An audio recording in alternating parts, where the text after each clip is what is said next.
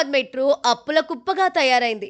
భారతదేశంలో మిగతా మెట్రోలన్నీ ప్రభుత్వాలే నిర్వహిస్తుండగా పబ్లిక్ ప్రైవేట్ పార్ట్నర్షిప్ పీపీపీ మోడల్లో నడుస్తున్నది హైదరాబాద్ మెట్రో ఒక్కటే. ఏటేటా పెరిగిపోతున్న నష్టాల దెబ్బకు మెట్రోను వీలైనంత త్వరగా ప్రభుత్వానికి అప్పగించి నిర్వహణ నుండి పూర్తిగా పక్కకు తప్పుకోవాలని ఎల్ఎన్టీ అనుకుంటోంది.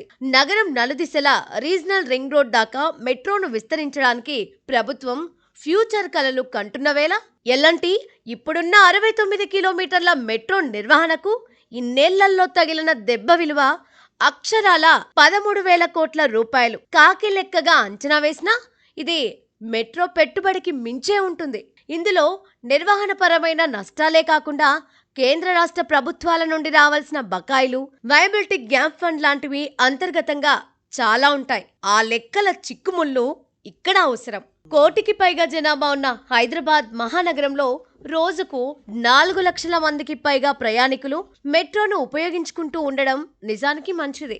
దాదాపు 10 లక్షల మంది నిత్యం మెట్రోను వాడితే కొన్ని లక్షల వ్యక్తిగత వాహనాలు రోడ్ల మీదకి రావాల్సిన అవసరమే ఉండదు. ట్రాఫిక్ జామ్లు తగ్గుతాయి, పార్కింగ్ సమస్యలు తగ్గుతాయి, వాహన కాలుష్యం తగ్గుతుంది. లక్షల మందికి రోజుకు 2 గంటల సమయం కలిసొస్తుంది. మహానగరాల్లో పబ్లిక్ ట్రాన్స్పోర్ట్ ఎంత పెరిగితే అంతగా సమస్యలు తగ్గుతాయి. ప్రపంచవ్యాప్తంగా మహానగరాల్లో దశాబ్దాలుగా అనుభవ సారమిదే. ఎల్ఎన్టీ లక్షల కోట్ల వ్యాపారంలో ఈ మెట్రో 13,000 కోట్ల నష్టం ఆవగింజంతే కావచ్చు. 5 ఏళ్లకో 10 ఏళ్లకో పెట్టిన పెట్టుబడికి 2-3 రాబడి రాకపోతే మెట్రో అప్పుల భారాన్ని ఇలాగే మోస్తూ ఉండడానికి అదేమీ లాభాపేక్ష లేని స్వచ్ఛంద సంస్థ కాదు.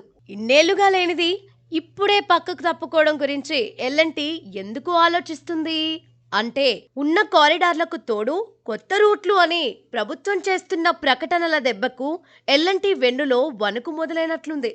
ఉన్నదానితోనే ఇన్ని వేల కోట్ల నష్టాలైతే కొత్త మెట్రో ప్రతిపాదనలు తోడై పట్టాలెక్కితే ఆ నష్టం భరించలేనిది కావచ్చని ఎల్ఎన్టీ క్లారిటీకి వచ్చినట్లుంది. ఈ విషయం విస్తృతంగా వినిపిస్తున్న వేళ హైదరాబాద్ జనాల గుండెల్లో మెట్రోలు పరిగెడుతున్నాయి.